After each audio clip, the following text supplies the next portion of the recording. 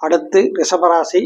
ரிஷபராசியை பொறுத்த வரைக்கும் இந்த மாதம் 2ல் குரு, 10ல் சுக்கிரன், புதன் போன்ற சுபர்கள் இருக்கக்கூடிய தன்மை இருக்குது. அதாவது பொருளாதார ஸ்தானத்திலையும் தொழில் ஸ்தானத்திலையும் சுபகிரகங்களுடைய தொடர்புகள் உங்களுக்கு கிடைக்குது. அதுபோக 6, 8, 11ஆம் இடத்தில் இப்போ இருக்கு. 6, 8 போன்ற போன்ற இடங்களுக்கு குரு பார்வை அமையுது. அதுபோக 11ஆம் இடத்துல உங்களுக்கு சனி பகவானும் இருக்கிறார்.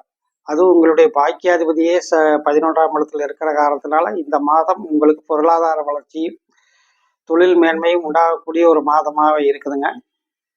இதில் 4ஆம் இடத்தை 2 சுபர்கள் பார்க்க இருக்கிறதால் சொத்துக்களால் ஆதாயம் பெறக்கூடிய அமைப்பும் உண்டுங்க.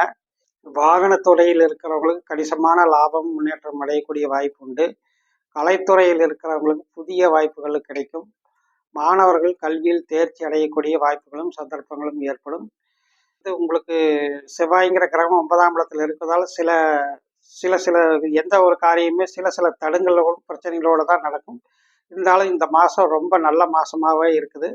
பொருளாதார வளர்ச்சி, குடும்ப மேன்மை 2, 10ஆம் இடங்களில் சுபர்கள் இருக்குது. இது 10ஆம் இடத்துல ராகு இருந்தாலும் அதை குரு பார்வையிலும் இருக்கிறார். ஆகியனால இந்த மாதம் உங்களுக்கு ரொம்ப சிறந்த மாதமாக இருக்க போகுது. மிக்க நன்றி.